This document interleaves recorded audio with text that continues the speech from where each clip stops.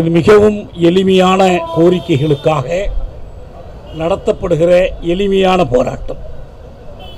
தமிழ்நாட்டில் மொழி சார்ந்த போராட்டங்கள் வரலாற்றில் புதிய செய்தி அல்ல. 1938 ராஜாஜி அரசாங்கத்தின் காலத்தில் முதல் மொழி போராட்டம் நடைபெற்றது. 65 ஒரு பெரிய தமிழ் தேசிய எழுச்சியாக இந்திய எதிர்ப்பு போராட்டம் நடைபெற்றது. இன்றைக்கு நாம் கேட்கிற இந்த கோரிக்கை நம்முடைய மொழி போராட்டத்தில் எழுப்பப்பட்ட அந்த பெரிய விரிவான கோரிக்கை அல்ல. இந்திய அரசமைப்பு சட்டத்தினுடைய 17வது பகுதி திருத்தப்பட வேண்டும், நீக்கப்பட வேண்டும் என்று அன்றைக்கு கோரிக்கை வைத்தோம். 17வது பகுதியினுடைய 343வது உறுப்பு இந்தியை திணிக்கிறது. 348வது உறுப்பு ஆங்கிலத்தை திணிக்கிறது, நீதிமொழியாக திணிக்கிறது.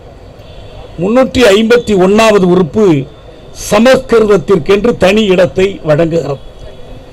இந்த மும்மொழி திணிப்பை எதிர்த்தும் நாம் கடந்த காலத்திலே போராடி இருக்கிறோம். இதற்காக இந்த நாட்டில் தீக்குளிப்புகள் நடந்திருக்கின்றன. அரசமைப்பு சட்டத்தின் 17ஆம் பகுதியை கொளுத்துகிற போராட்டங்களை அரசியல் கட்சிகளும் மாணவர்களும் நடத்தியிருக்கிறார்கள். ஆனால் இன்றைக்கு நாம் அரசமைப்பு சட்டத்தை திருத்த கோரவில்லை, புதிய அரசமைப்பு சட்டம் வேண்டும் என்றும் கேட்கவில்லை. 348வது உறுப்பு உச்சநீதிமன்றத்துக்கும் உயர் நீதிமன்றங்களுக்கும் ஆங்கிலம்தான் நீதிமன்ற மொழி என்பதை தெளிவுபடுத்துகிறது. 348 இரண்டாவது விதி ஒரு சிறிய சலுகையை வழங்குகிறது. அது என்னவென்றால், உயர் நீதிமன்றங்களில் இந்தி அல்லது அந்த மாநிலத்தினுடைய ஆட்சி மொழிகளில் ஒன்றை வழக்காடு மொழியாக பயன்படுத்தலாம். அதற்கு செய்ய வேண்டியது என்ன? இந்த மாநில ஆளுநர் குடியரசுத் தலைவருக்கு எழுதி அதற்கு ஒரு ஒப்புதல் பெற வேண்டும், அவ்வளவுதான். பெற்றுவிட்டால் அதற்கு பிறகு அது வழக்காடு மொழியாக அந்த மொழி இந்தியோ அந்த மாநில ஆட்சி மொழிகளில் ஒன்றோ வந்துவிடும். என் நண்பர்கள் திரும்ப திரும்ப சுட்டிக்காட்டியபடி இந்தி பேசுகிற 4 மாநிலங்களில் அவர்கள் இந்தியை உயர்நீதிமன்ற வழக்காடு மொழியாக மாற்றிவிட்டார்கள். ஆனால் இந்தி அல்லாத எந்த ஒரு மாநிலத்தினுடைய மொழிக்கும் அந்த உரிமை அல்லது சலுகை வழங்கப்படவில்லை. தமிழ்நாட்டில் நாங்கள் தமிழ் தேசிய அமைப்புகள் நீண்ட காலமாக இந்த 348 இரண்டாவது பிரிவினுடைய இந்த கோரிக்கையை வலியுறுத்தி வந்தோம். ஒரு நேரத்தில் ஆட்சியாளர்கள் அப்படியெல்லாம் எதுவும் இல்லை, அதுக்கு வாய்ப்பில்லை என்றார்கள். பிறகு கலைஞர் முதலமைச்சராக இருக்கிற போது சட்டப்பேரவையிலேயே தீர்மானம் இயற்றினோம். வெறும் ஆளுநர் கடிதம் எழுதினால் போதும், ஆனால் சட்டப்பேரவையில் தீர்மானம் இயற்றி ஆளுநருடைய ஒப்புதலும் பெற்று இந்திய அரசுக்கு குடியரசுத் தலைவருக்கு அனுப்பப்பட்டது.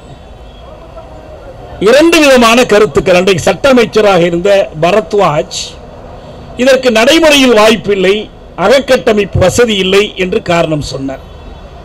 இன்னொரு கட்டத்தில் தலைமை நீதியராக இருந்த பாலகிருஷ்ணன் இந்த விதிப்படி இன்னொரு மொழியை வழக்காடு மொழி ஆக்குவதாக இருந்தால், அவர்களுக்கு மலையாளி, இந்தியை முதலில் ஆக்க வேண்டும். அவருடைய பரிந்துரை இதுதான். தமிழை ஆக்க முடியாது, முதல்ல இந்தியை ஆக்குங்கள். இதுதான் நிலவரம். இங்கே இந்த மொழி சிக்கல் தமிழ்நாட்டில் தொடர்ந்து ஒரு பெருஞ்சிக்கலாக, எரியும் சிக்கலாக இருந்து வருவதற்கு ஒரு அடிப்படை உண்டு.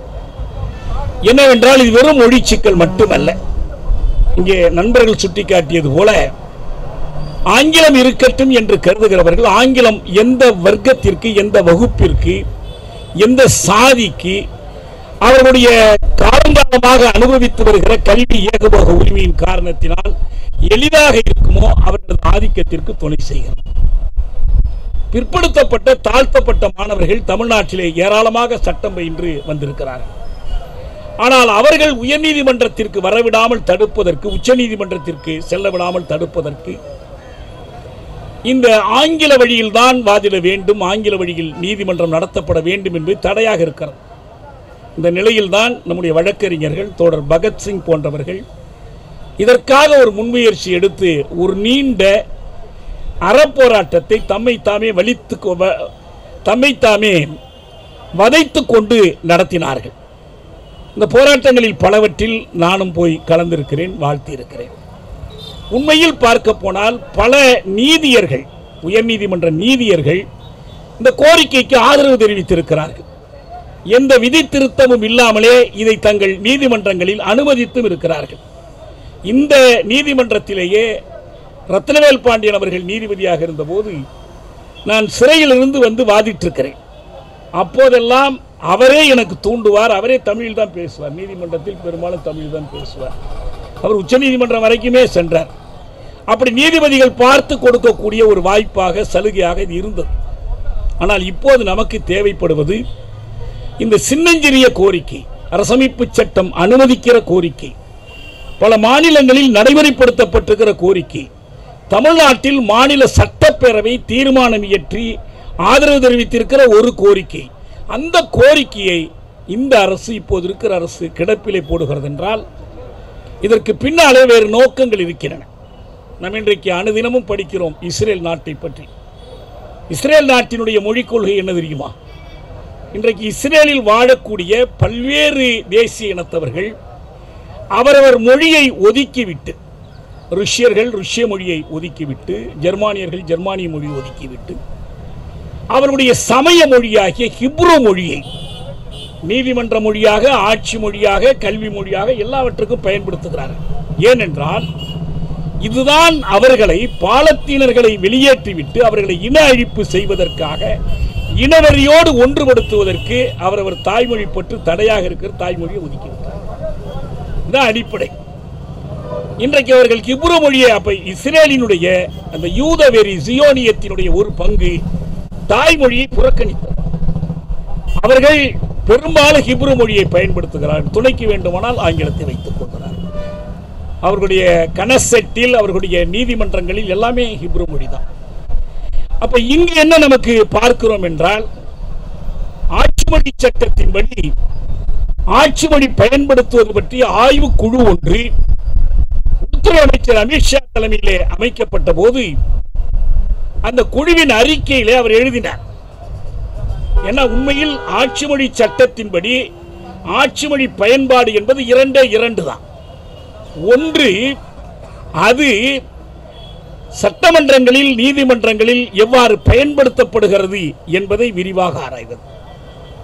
அதில் பொது மொழி பற்றிய கேள்வியே இல்லை, கல்வி மொழி பற்றிய கேள்வியே இல்லை. ஆனால் அவர் சொன்னார், இங்கே இருக்கிற ஐஐடி, ஐஐஎம் உயர்கல்வி நிறுவனங்களில் எல்லாம் இந்தியை பயிற்று மொழியாக்க வேண்டும். ஏன்? அதற்கு ஒரு காரணம் சொன்னார். இதை செய்யாமல் இந்தியை இந்தியாவின் பொதுமொழியாக்க முடியாது. இஸ்ரேலுக்கு ஹிப்ரு என்ற பொதுமொழியை போல இந்தியாவுக்கு இந்தியை பொதுமொழியாக்க வேண்டும். இந்தியை பொதுமொழியாக்க வேண்டும் என்று அரசமைப்பு சட்டம் இருக்கிறதா? இந்தியை பொதுமொழியாக்க வேண்டும் என்று ஆட்சி மொழி சட்டம் சொல்லுகிறதா? இந்தியை இந்த நாட்டினுடைய பொதுமொழி ஆக்க வேண்டும் என்று நாடாளுமன்றத்திலே தீர்மானம் இயற்றியிருக்கிறேன். எதுவுமே கிடையாது.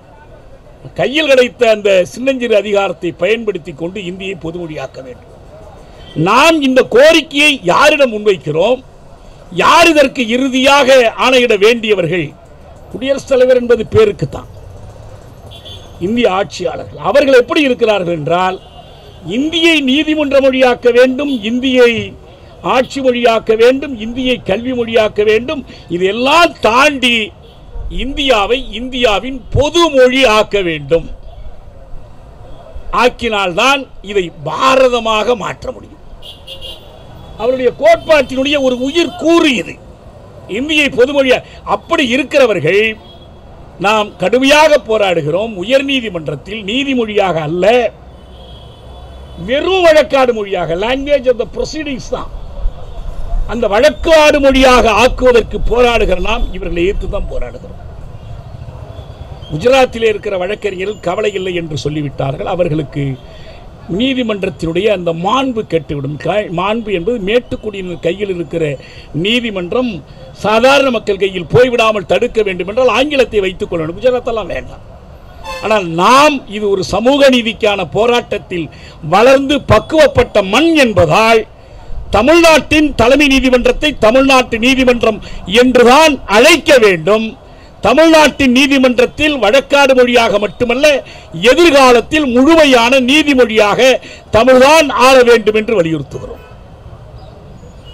இந்த கோரிக்கையை நாம் வலியுறுத்துகிற போது நான் ஆட்சியாளர்களுக்கு நினைவுபடுத்த வேண்டிய ஒன்று உண்டு.